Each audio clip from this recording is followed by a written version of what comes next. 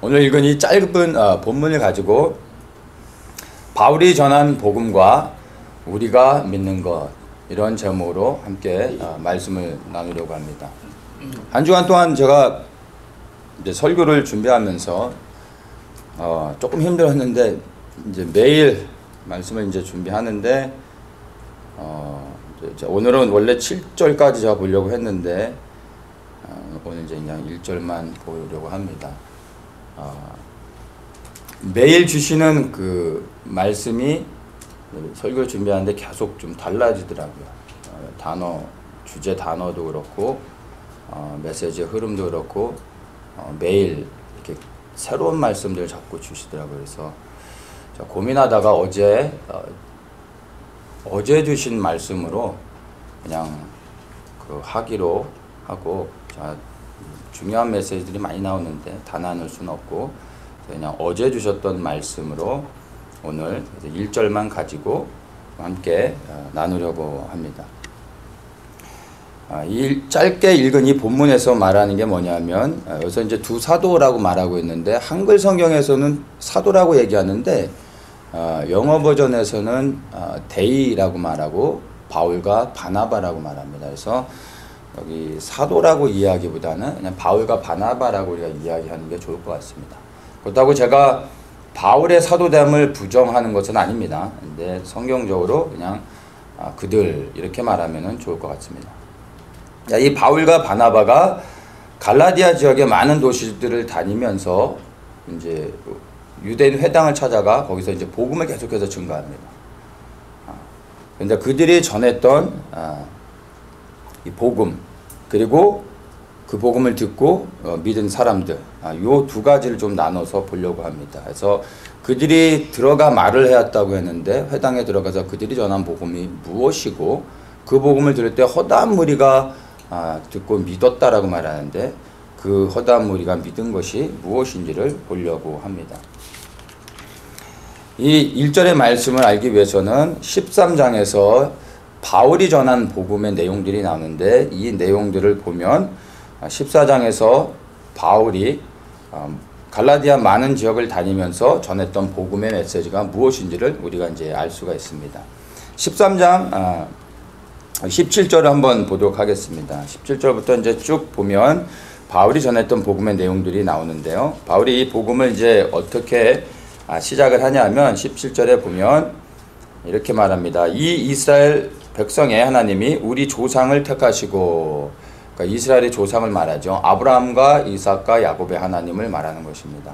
유대인들에게 있어서 아브라함 하면은 이제 곧 그들의 민족의 뿌리이기도 하며 믿음의 조상을 말하는 것이죠. 그래서 유대인들에게 복음을 전하기 때문에 유대인들이 이해할 수 있는 복음의 메시지를 이제 그들의 조상인 아브라함으로부터 시작하는 것입니다. 이 아브라함부터 시작해서 보면은 이제 출애굽을 이야기하고 있고, 사사 시대를 지나 이제 다윗 왕에게까지 언급하는 것을 봅니다. 그리고 이 다윗 왕을 통해서 23절에 보면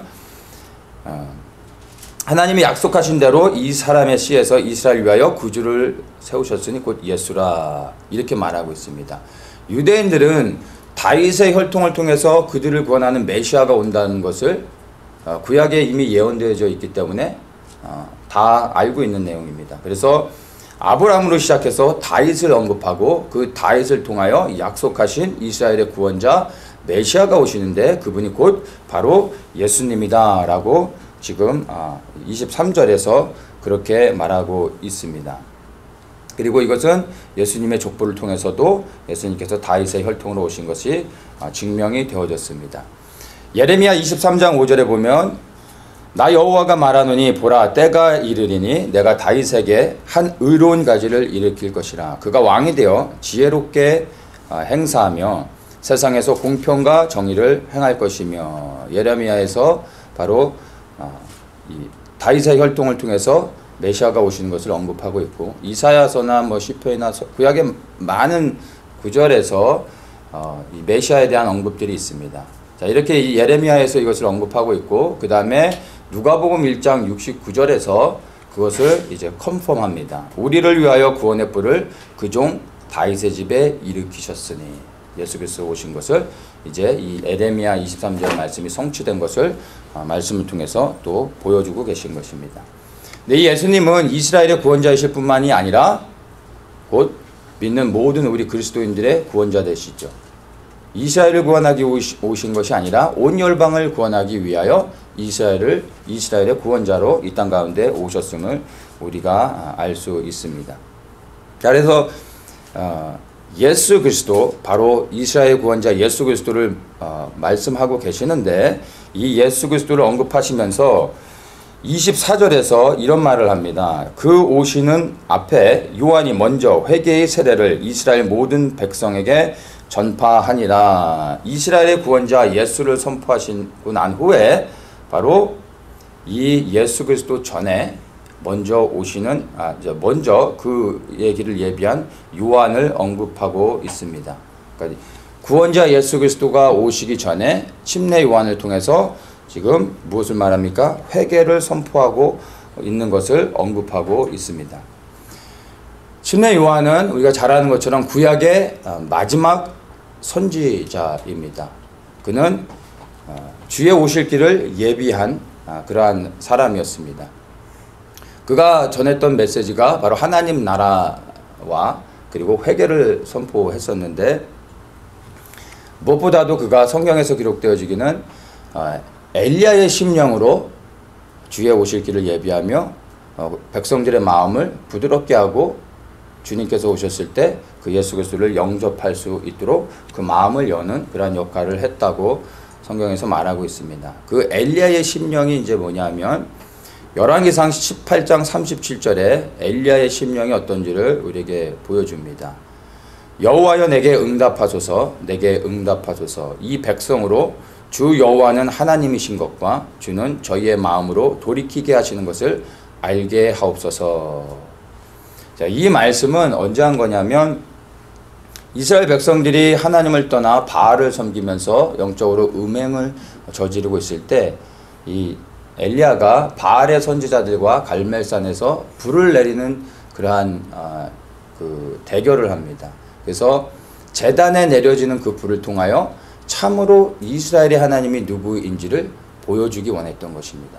그래야 하나님을 떠나 사망의 길로 가고 있는 이스라엘 백성들이 바로 참 하나님이 되신 이스라엘의 유일하신 하나님 되신 바로 그 여호와 하나님께 돌아와 회개하고 생명 얻기를 원하는 그 간절한 마음으로 엘리야가 바로 이러한 고백을 하고 그 다음에 제단에 불을 내리고 이스라엘 백성들이 돌이켜 회개하고 구원 얻는 역사가 있었던 것을 보게 됩니다. 그래서 이 엘리야의 그 심령을 가지고 먼저 예수 그리스도보다 앞서서 침례 요한을 통해서 이러한 복음을 선포하게 하셨는데, 이 침례 요한이 선포했던 말씀이 곧 하나님 나라의 복음, 그리고 이 하나님 나라의 복음을 선포하면서 또한 그 동일하게 선포했던 것이 바로 회개의 메시지였던 것입니다. 즉 하나님 나라가 오고 있는데 이 하나님 나라에 들어가기 위해서는 회개해야 됩니다 라는 것을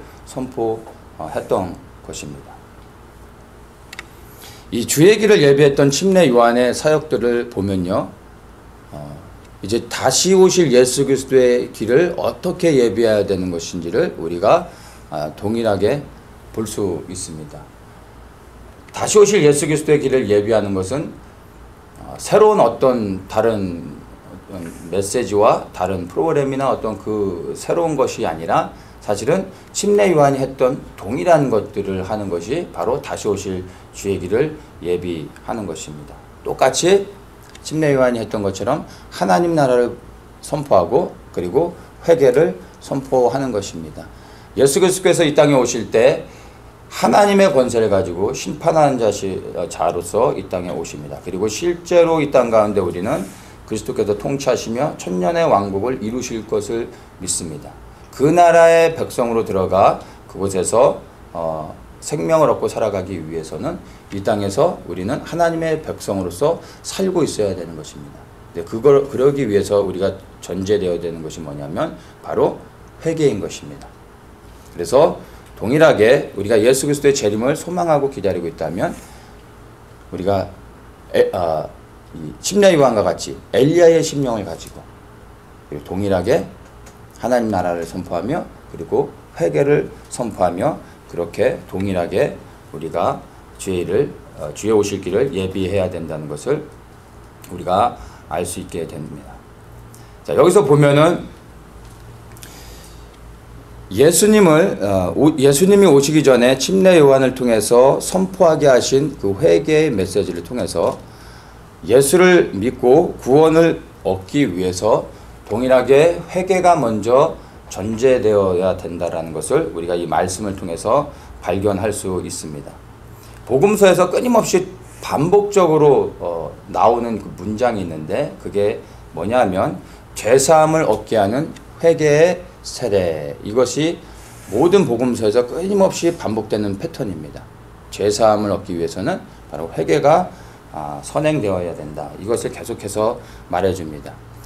사도행전 2장 38절에 베드로가 가로되 너희가 회개하여 각각 예수 그리스도의 이름으로 세례를 받고 죄사함을 얻으라. 그러면 성령을 선물로 받으리니 이렇게 말합니다. 회개를 먼저 하면 그러면 죄사함을 얻게 된다. 이것을 우리에게 말해주고 있습니다. 그리고 나면 성령을 선물을 받는데 이 성령은 우리 안에 거하시면서 우리로 하여금 끊임없이 죄를 깨닫게 하고 죄를 회개하게 하며 하나님께 더 가까이 나아가게 하는 것입니다. 죄사함을 얻기 위해서 무엇이 선행되어지냐 하면은 회개해야 된다는 것을 이 베드로 사도행전 2장을 통해서 우리에게 말해주고 있는 것입니다. 죄사함이 곧 구원이라는 것을 우리가 알고 있습니다. 구원은 죄사함을 통해서 받는 것입니다. 근데 그 죄사함은 곧 회개를 통해서 받는다는 것을 이 본문, 이 말씀을 통해서 우리에게 얘기해주고 있는 것입니다. 그러니까 그 회개는 곧 죄사함이고 죄사함이 구원이라고 말할 수 있는 것입니다. 그러니까 회개를 통하여 구원을 받는다라고 우리가 이해할 수 있습니다. 이것을 고린도후서 7장 10절에서 이렇게 말합니다. 하나님의 뜻대로 하는 근심은 후회할 것이 없는 구원에 이르게 하는 회개를 이룬다. 이렇게 말합니다. 그리고 세상 근심은 사망을 이르게 한다라고 말하고 있습니다. 그래서 회개를 통하여 바로 우리가 죄사함을 받고 그리고 구원을 얻게 되는 것을 우리가 볼 수가 있습니다. 이것을 우리가 기억해야 됩니다. 흔히들 우리는 무엇을 머릿속에 생각하냐면은 구원은 믿음으로 받는다. 이것을 말합니다. 구원은 믿음으로 받는다. 은혜를 인하여 믿음으로 말미암아 구원을 받는다라고 말하고 그리고 성경에서도 의인은 믿음으로 말미암아 살리다. 이 구원은 믿음으로 받는다는 것에 대해서 성경에서 끊임없이 말하고 있습니다. 이것에 대해서는 우리가 논쟁할 여지가 없죠. 분명한 말씀입니다. 믿음을 통하여 구원을 받는 것에서는 의심의 여지가 없는데 바로 구원을 얻는 이 믿음 이전에 선행되어지는 게 바로 회개라는 것을 우리가 잊어서는 안 되는 것입니다. 자, 먼저 우리가 믿음으로 구원을 받는다라고 할 때 이 우리가 믿는다는 것 그것이 무엇인지에 대해서 우리가 잘 생각해 볼 수 있어야 됩니다. 우리는 무엇을 믿는지 모르고 그냥 무작정 믿는 경우들이 많이 있습니다. 우리는 예수님께서 우리의 죄를 사하셨고 그리고 그 우리의 죄를 사하신 주님께서 우리의 구원자 되심을 믿는 것입니다. 바로 이것을 믿을 때 우리가 구원을 얻게 되는 것입니다. 자, 그런데 이 말의 의미를 가만히 생각해 보면요. 여기에 포함되어져 있는 의미가 있습니다. 우리가 예수 그리스도께서 우리의 죄를 사하셨고 우리를 구원하신 분이라고 믿는다라는 것은요. 무엇을 전제하고 있냐면 바로 우리가 죄인이라는 것을 전제하는 겁니다. 우리가 죄인이라는 것을 인정하지 않으면 그분이 우리를 위하여 죽으셨고 우리의 구원자가 되셨다는 것을 믿을 수가 없는 겁니다. 제가 청년 때 그 전도를 한 적이 있는데 예수님께서 당신의 죄를 위해 죽으셨습니다. 딱 이렇게 얘기해서 막 감동받고 막 눈물 흘리고 그러셨더니 정색을 하면서 내가 법 없이 살아온 사람인데 내가 무슨 죄를 졌냐고 하면서 저한테 막 엄청 화를 내시더라고요. 저보다 연세가 많으신 분이라 제가 뭐 아무 말도 못하고 그냥 이분은 죄를 안 지셨구나. 여기 그냥 아무 말 못하고 제가 그냥 말았던 적이 있었는데, 예수님께서 우리의 죄를 사하셨다라는 것을요, 정말 우리가 믿기 위해서는요, 그것이 우리에게 감동이 되고 감격이 되고 눈물을 흘릴 수 있고, 그리고 그분을 우리의 구원자로 받아들이기 위해서는요, 우리가 죄인됨을 알아야 됩니다. 우리가 죄인인 것을 인정하지 않는다면 그분이 우리를 위해 죽으셨다, 우리가 전도하며 복음을 전한다 할지라도요, 그것은 그들에게 복음이 될 수 없는 것입니다.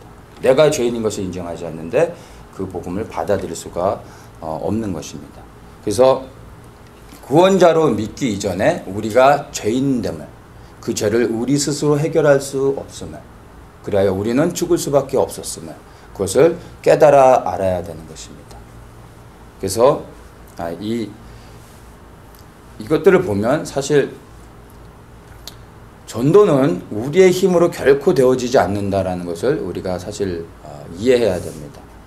전도를 위해서 훈련을 받기도 하고 또 말씀도 우리가 많이 암송도 하고 또 그것을 위해 기도도 하지만, 사실 전도는 전적인 하나님의 은혜로 되어지는 것입니다. 내 죄를 깨닫고 예수 그리스도를 영접한다는 것은요, 사실상 이건 탁월한 언변으로 되는 것도 아니고요, 설득해서 되는 것도 아니고요, 정말 성령께서 역사하지 않으면은 예수 그리스도를 영접한다는 건 불가능한 겁니다. 그래서 혹시 여러분이 전도를 하셨는데 예수님을, 여러분이 전한 복음을 통해 예수님을 누군가가 영접하면요, 모든 영광은 주님께 올려야 됩니다. 우리의 수고는 조금도 없습니다. 그래서 우리가 기억해야 됩니다. 그래서 우리가 예수님이 당신을 위해 죽으셨습니다, 예수님이 당신의 생명을 구원하셨습니다 라고 할 때, 이것을 그대로 믿는 사람들은요, 정말 구원받을 만한 믿음 있는 자요, 하나님의 은혜를 입은 자임을 우리가 알 수 있습니다. 자, 어쨌든 예수님을 구원자로 믿기 이전에 우리가 죄인됨을 알아야 됩니다. 이것을 깨달아야 하고, 이것이 깨달아졌을 때 우리의 죄를 자백하고 회개하게 됩니다. 그리고 그 회개를 통하여 죄사함을 받게 되고 구원을 얻게 되는 것입니다. 그것을 우리가 알아야 됩니다. 요한일서 1장 9절에 이렇게 말합니다. 만일 우리가 우리 죄를 자백하면 저는 미쁘시고 의로우사 우리 죄를 사하시며 모든 불의에서 우리를 깨끗하게 하실 것이요 라고 말하고 있습니다. 우리가 죄를 고백해야 됩니다. 회개해야 됩니다. 그러면 주님께서 우리의 죄를 용서해 주십니다. 죄를 사해 주십니다. 그리고 우리를 구원하신 예수 그리스도를 우리의 주인으로 영접할 때 우리 안에 실제적인 구원의 역사가 이루어지는 것입니다. 이 구원은 어떤 감정으로 우리가 느끼는 게 아닙니다. 뭔가 뜨거움을 느껴야 되는 게 아닙니다. 눈물을 흘려야 되는 것이 아닙니다. 짜릿해야 되는 게 아닙니다. 그건 그냥 믿음으로 되어지는 것입니다. 그리고 실제로 우리가 구원을 받고 성령께서 우리 안에 오셔서 이제 그 구원의 역사를 이루어 가실 때 우리 안에 변화들이 일어나는 것을 통해서 우리가 구원받은 자인지를 우리 스스로 이제 분별하며 알아갈 수 있게 되는 것입니다. 자, 그래서 죄사함은요, 믿음으로 받는 것이 아닙니다. 회개함을 통해서 죄사함을 받는 것입니다. 구원을 얻기 위해서는 반드시 죄사함을 받아야 됩니다. 그래서 이 죄사함이 먼저 우리가 인식하고 이 죄사함의 문제를 얘기해야 되는 것입니다. 구원은 믿음으로 받는데 죄사함은 회개를 통하여 받는 것입니다.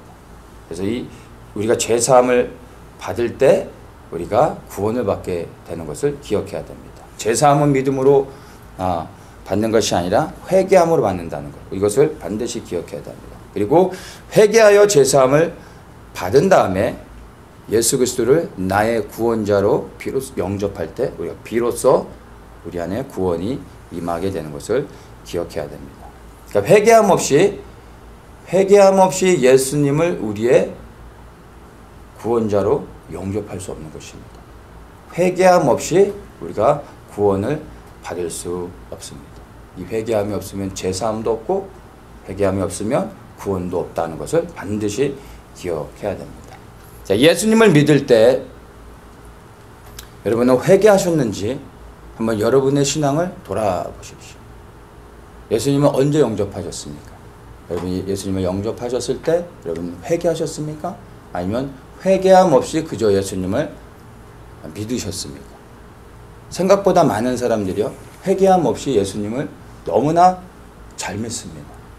그런데 더 큰 문제는 이게 아무런 문제 없이 행복하게들 살아가신다라는 거예요. 예수님을 믿은 지 오래됐는데 단 한 번도 마음 중심 가운데 진정한 회개를 드리지 않고 너무나 잘 믿고 잘 살아가는 사람들이 생각보다 많다라는 것입니다. 그것도 우리가 다 판단할 수는 없지만 회개함 없이 구원을 받을 수 없는데, 회개함 없이 제사함을 받을 수 없는데, 근데 그 회개 없이 구원을 받았다 믿고 확신하며 살아가는 사람들이 많다라는 것입니다. 구원은 확신으로 받는 게 아닙니다. 구원에 대한 확신이 있다고 해서 구원을 받은 게 아닙니다. 죄사함을 통해 구원을 받는데 회개를 통하여 죄사함을 받고 그리고 구원을 얻는다는 것을 잊어서는 안 됩니다. 그래서 정말 고민해 보셔야 됩니다. 나는 예수 그리스도를 믿을 때 회개함이 있었는가? 이것은요, 죽고 사는 문제입니다. 내 영혼을 어디서 보낼 것인가? 영원한 천국에서 보낼 것인가? 아니면 영원히 지옥에서 보낼 것인가? 하는 죽고 사는 문제이기 때문에 여러분 그 무엇보다도 정말 중요한 것입니다. 그래서 정말 고민하면서 우리가 생각해야 됩니다. 그리고 회개하지 않고 우리가 예수 그리스도를 믿고 살아왔다면 여러분 지금 당장 우리가 회개해야 됩니다. 그 회개의 고백을 통해 제사함을 얻고 그리고 구원 얻는 데까지 나아가며 우리의 삶 속에서 끊임없는 회개의 고백을 드려야 됩니다. 이 회개는 우리가 예수님을 믿을 때 단 한 번 회개함으로 인하여 끝나는 것이 아니고요. 이 회개는 예수 그리스도를 믿은 이후로부터 끊임없이 우리의 삶 속에서 반복적으로 계속해서 회개의 고백을 해야만 합니다. 우리는 제사함을 받았지만 우리는 이미 다 예수 그리스도를 믿는 사람들이니까 제사함은 받았지만 그러나 우리는 연약한 육신을 입고 있기 때문에 예수 그리스도를 믿고 섬기며 살아감에도 불구하고 또다시 우리는 범죄합니다. 죄를 짓게 됩니다. 그래서 우리는 그 죄를 질 때마다 끊임없이 그 죄를 짓는 현장 가운데서 할 수 있으면 곧바로 죄를 회개해야 됩니다. 그 죄를 결코 두어서는 안 됩니다. 그 죄를 숨겨서는 안 됩니다. 즉시로 죄를 회개하며 나가야 됩니다. 죄를 지을 때마다 어떤 사람들은 회개하지 않고 나는 구원받았어 라고 믿음으로써 이렇게 막 고백하고 주장하는 사람도 있습니다. 죄를 지었을 때 나는 구원받았어 라고 믿으면 안 되고요.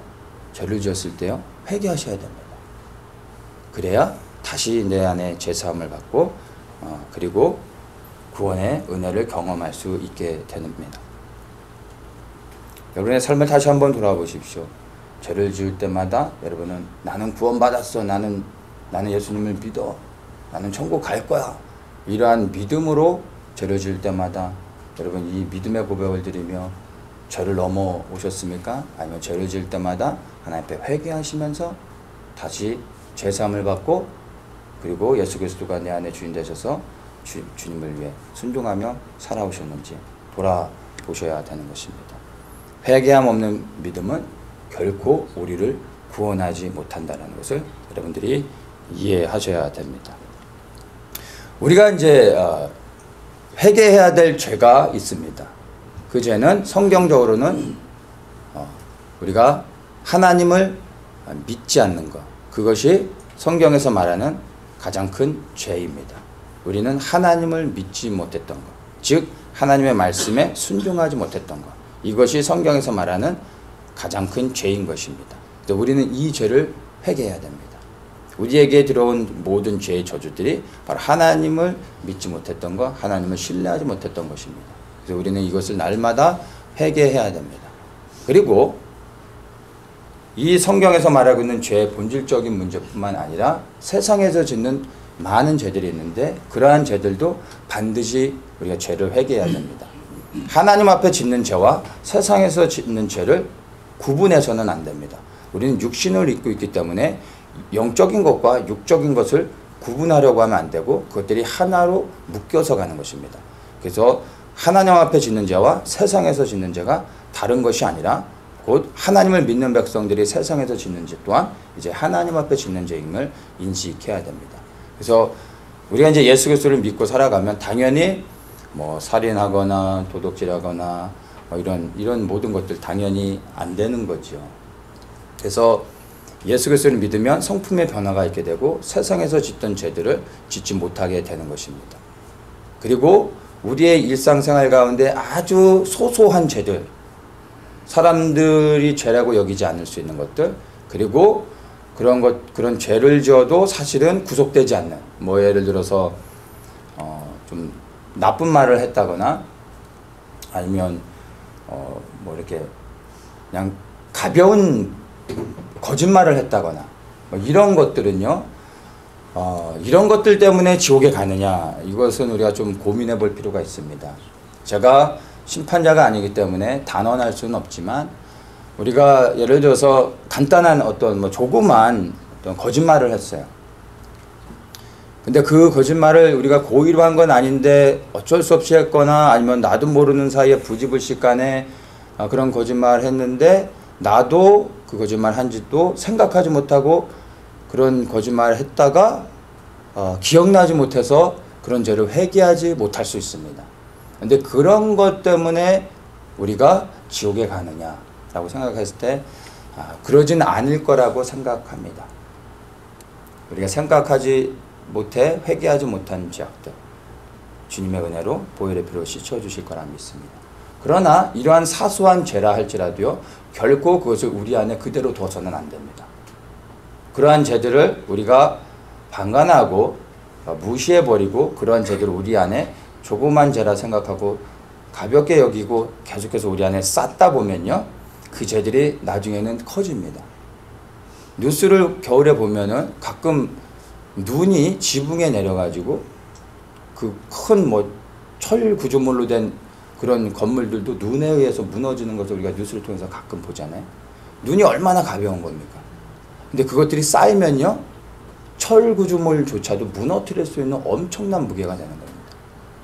가벼운 죄인데 그것들 하나하나를 그때마다 회개하지 않으면 이 죄들이 나중에 우리 안에 쌓입니다. 그러면 우리의 양심이 굳어집니다. 그러면 나도 모르는 사이에 이 가벼운 거짓말이요, 사기를 치게 되고 그리고 하나님을 속이게 되고 하나님의 뜻을 벗어나 하나님을 대적하게 되는 것입니다. 그래서 이 조그만 죄를 결코 경히 여겨서는 안 되고요, 그 즉시 죄를 회개하면서 하나님 앞에 나아가야 된다는 것을 잊어서는 안 됩니다. 제가 이제 마지막 때를 깨닫고 나서 주님의 은혜로 이제 기도를 하게 됐는데 몇 년 동안 이제 좀 깊은 기도를 하게 되면서 주님께서 이제 주시는 여러 가지 감동들이 있었는데, 한 번은 이제 프리웨이를 운전하고 가고 있었는데 차 안에서 제가 이제 기침이 났어요. 근데 기침하면서 가래가 큰 게 나왔어요. 이 차 안에 뱉을 데가 없어가지고 입에 머금고 프리웨이를 이제 엑시트하면서 속도를 줄이고 창문을 열어서 늘 하던 대로, 제가 고등학교 때부터 주특기가 이제 침 뱉는 거였어요. 침 뱉을 때도 그냥 안 뱉고 이렇게 딱 해서 뒤통수를 딱 때리면서 이제 뱉고, 늘 침 뱉는 게 습관이 됐었는데 그 가래를 바깥으로 탁 뱉어냈습니다. 창문을 딱 올리는데 성령께서 주신 감동이 있었어요. 내가 창조한 땅이다, 침 뱉지 마라, 이런 감동을 주시는 거예요. 제가 깜짝 놀랐어요. 그리고 두려운 마음이 들더라고요. 그래서 그 이후로는 제가 이제 길거리에 침을 뱉지 않습니다. 어쩔 수 없이 뱉어야 될 때는 침을 뱉어도 될 만한 곳에다가 조심스럽게 뱉습니다. 그래서 주님이 우리 안에 오셔서 그 주님과의 교제가 친밀해질수록요, 사소한 것 하나하나까지 성령님께서 우리에게 말씀하십니다. 그리고 터치하십니다. 그래서 우리가 그 사소한 것을 더 이상 가볍게 여기지 못하고 주님께 순종하며 살아갈 수밖에 없게 되는 것입니다. 그래서 가벼운 죄, 세상에서 짓는 죄들, 우리가 쉽게 넘어갈 수 있는 것, 결코 그러한 죄들도 하나님께서 원치 않으신다는 것을 알고 우리가 회개하며 그때그때 죄를 회개하며 나아가야 된다는 것을 우리가 잊어서는 안 됩니다. 자, 이 바울이 전한 복음의 첫 번째가 바로 이 회개의 복음이었습니다. 이 회개의 복음. 그 다음에 두 번째로 전하는 것이 27절부터 해서 쭉 보면요. 무엇을 말하고 있냐 하면은 예수 그리스도의 죽으심을 말하고 그리고 그리스도께서 부활하셨다라는 것을 말합니다. 그러면서 31절에 그 부활의 증인들이 여기 많이 있다라고 이야기를 합니다. 두 번째 바울이 전했던 복음이 바로 이 부활의 복음, 예수 그리스도의 죽으심과 그리고 부활, 이것을 말하고 있습니다. 예수님의 죽으심은 우리의 죄사함을 의미합니다. 그리고 예수 그리스도의 부활은 그분이 우리의 주되심을 그것을 의미하는 것입니다. 죽으심은 바로 죄사함, 그분의 부활은 우리의 주되심. 이것이 부활의 복음이 담고 있는 중요한 핵심 메시지인 것입니다. 사실 진정한 구원의 의미는요, 죄사함에 있지 않습니다. 그분의 주되심에 있는 것입니다. 복음의 핵심은요, 우리의 죄를 사해 주신 것이 아니라 그분이 다시 부활하셔서 우리의 주인이 되셨다는 것입니다. 이것이 복음의 핵심임을 우리가 잊어서는 안 됩니다. 네, 대부분의 믿는 분들이 그분이 우리를 구원하셨다라는 것, 우리가 죄사함을 받아서 자유를 얻었다는 것, 그리고 우리는 천국에 가게 됐다는 것, 여기에만 집중합니다. 그분이 부활하셔서 우리의 주인이 되셨다는 것, 그래서 우리는 그분을 섬겨야 된다는 것, 그분을 위해 살아야 된다는 것에까지 나아가지 못하는 것을 보게 됩니다. 예수님께서 죽으심으로 우리가 구원을 받았다 할지라도요, 그분이 부활하셔서 우리의 주인이 되지 못하신다면 우리는 또다시 죄 가운데 빠지고 그리고 죄 가운데 넘어지고 다시 사망 안에 들어갈 수 있다는 것을 여러분 결코 잊어서는 안 됩니다. 이것을 입체적으로 보여주는 것이 사사기입니다. 사사기 처음부터 끝까지 보여주는 게 뭐냐면 왕이 없어 스스로 행하는 그 이스라엘 백성들의 모습을 보여줍니다. 그래서 사사기에서는 그 마지막에 끝나는 것이 왕이 없으므로 사람이 각각 그 소견에 옳은 대로 행하였더라. 이렇게 말하면서 사사기가 끝나는 것을 봅니다. 우리를 예수 그리스도께서 구원하셨다 할지라도 그분이 우리의 주인이 되지 않으시고 우리 스스로가 우리의 삶의 주인 돼서 살면요, 결국에 우리는요 또다시 사망 가운데 들어가게 되고 우리가 왕이 되어져서 살아가면서 계속해서 또다시 범죄하게 된다는 것을 우리가 알아야 됩니다. 그래서 예수 그리스도의 죽으심뿐만이 아니라 그분이 부활하셔서 우리의 주인이 되셨다라는 것을 반드시 기억해야 됩니다. 이것을 고린도후서 5장 15절에서 이렇게 말해줍니다. 저가 모든 사람을 대신하여 죽으심은 산자들로 하여금 다시는 저희 자신을 위하여 살지 않고 오직 저희를 대신하여 죽었다가 다시 사신 자를 위하여 살게 하려 함이니라. 이 말씀 너무나 중요하고 참 좋아하는 말씀인데요. 죽으심뿐만 아니라 부활하심. 그 부활의 의미가 우리에게 무엇을 요구하고 우리에게 말해주고 있는지를 보여주는 것입니다. 자, 이 말씀을 다시 한번 읽겠습니다.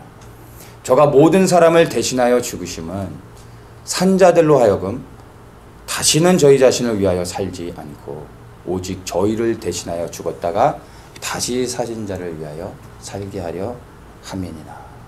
아멘.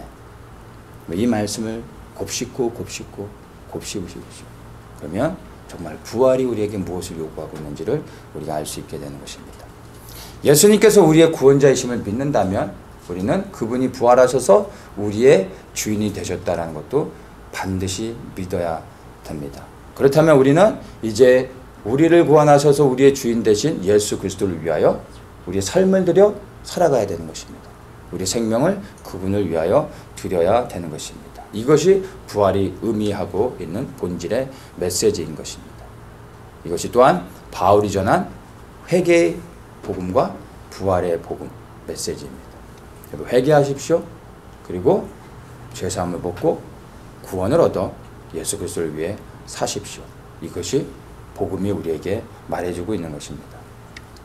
자, 두 번째, 바울이 전한 복음은 우리가 받고, 이 바울이 전한 이 복음을 통해서 허다한 무리가 믿었다라고 말하는데, 이 허다한 무리가 믿은 것이 무엇인지를 한번 잠깐 보겠습니다.